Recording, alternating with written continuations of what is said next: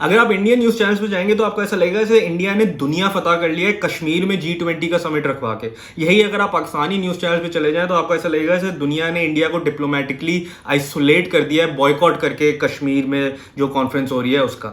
अब बात यह है कि चाइना ने ऐसे किसी भी इवेंट का पार्ट होने से इनकार कर दिया है जो कश्मीर में रखवाया जाए, और रिपोर्ट्स के मुताबिक मलेशिया, टर्की और सऊदी अरेबिया का भी यही कहना है। क्या वाकई इंडिया को बहुत बड़ा धचका लग गया G20 को लेकर?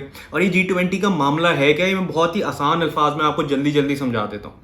ग्रुप ऑफ 20 या G20 दुनिया की टॉप 20 इकोनॉमीज का एक ग्रुप है जो कि इकोनॉमिक्स और फाइनेंशियल मामलात पे बात करती हैं और इकोनॉमिक कोऑपरेशन की बात करती हैं। इस साल G20 की प्रेसिडेंसी इंडिया के पास है, यानी कि G20 का समिट इंडिया में होगा। अब जो चीज़ कंफ्यूजन हो रही है वो ये कि लोगों को लग रहा है कि कश्मीर में शायद G20 के सारे लीडर्स आ रहे हैं, यानी कि अमेरिका का जो बाइडेन, कनाडा का जस्टिन ट्रूडो, टर्की का एर्दोगान, चाइना का शी जिनपिंग, नरेंद्र मोदी।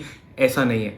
जो लीडर समिट है वो एक्चुअली सितंबर में होना है न्यू दिल्ली में। फिलहाल बहुत सारी मीटिंग्स हैं जो कि अभी होनी है, जिनमें से एक मीटिंग कश्मीर में रखी गई है और वो है टूरिज्म वर्किंग कमेटी की मीटिंग। ये कोई लीडर समिट नहीं है, यहाँ पे foreign ministers, presidents, prime ministers नहीं आएंगे। ये एक मीटिंग है G20 की जो कि कश्मीर में रखवाई गई है। अब कश्मीर में क्यों रखवाई है ये मीटिंग इंडिया ने, इसके दो मेन रीजन है। एक रीजन तो ये है कि इंडियन गवर्नमेंट पिछले खासतौर पर 1 से 1.5 साल में इस पॉलिसी को बहुत तेजी से लेके चल रहा है कि कश्मीर में टूरिज्म प्रमोट किया जाए, इसलिए टूरिज्म वर्किंग कमेटी की मीटिंग उन्होंने वहां रखवाई है।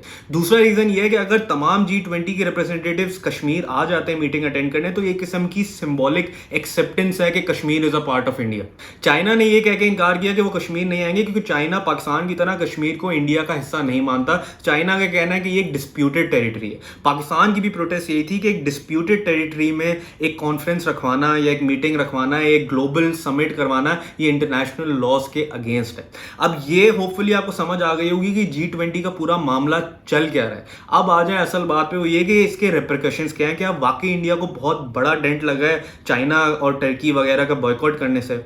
इसका सिंपल जवाब है समवॉट यस। और वो किस तरह, ये मैं आपको अभी समझाता हूं। अगर आप इंडियन पर्सपेक्टिव से देखें तो ये इतनी बड़ी बात नहीं है, और वो इसलिए क्योंकि मैंने आपको जैसे बताया कि समिट जो होनी है, लीडर समिट, वो दिल्ली में सितंबर में होनी है। ये एक मीटिंग है, बहुत सारी मीटिंग में से एक मीटिंग है जो कश्मीर में रखवाई गई है। अगर China, Turkey, Egypt, Malaysia, Saudi Arabia कोई नहीं भी आता तो इंडिया पे इतना बड़ा फर्क नहीं पड़ने वाला, क्योंकि G20 इटसेल्फ सैबोटाज नहीं होने वाला। लेकिन अगर हम एक और पर्सपेक्टिव से देखें तो ये बात जरूर है कि इंडिया के दिमाग में ये जरूर था कि अगर सारी टॉप 20 इकोनॉमीज के रिप्रेजेंटेटिव्स बगैर कोई प्रोटेस्ट किए, बगैर कोई सवाल उठाए, बगैर किसी रिजर्वेशन के कश्मीर में आके मीटिंग अटेंड कर लेते हैं तो ये एक किस्म की सिंबॉलिक एक्सेप्टेंस है कि Kashmir is no longer a disputed territory, it's a part of India.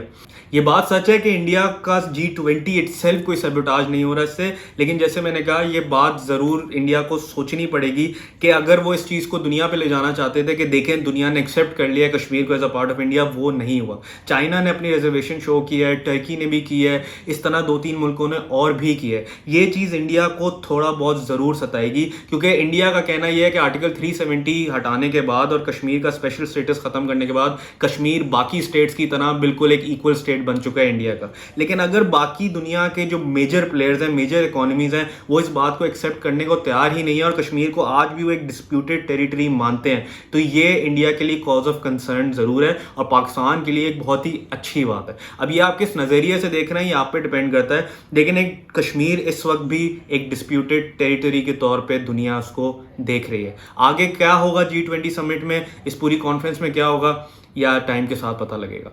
शुक्रिया।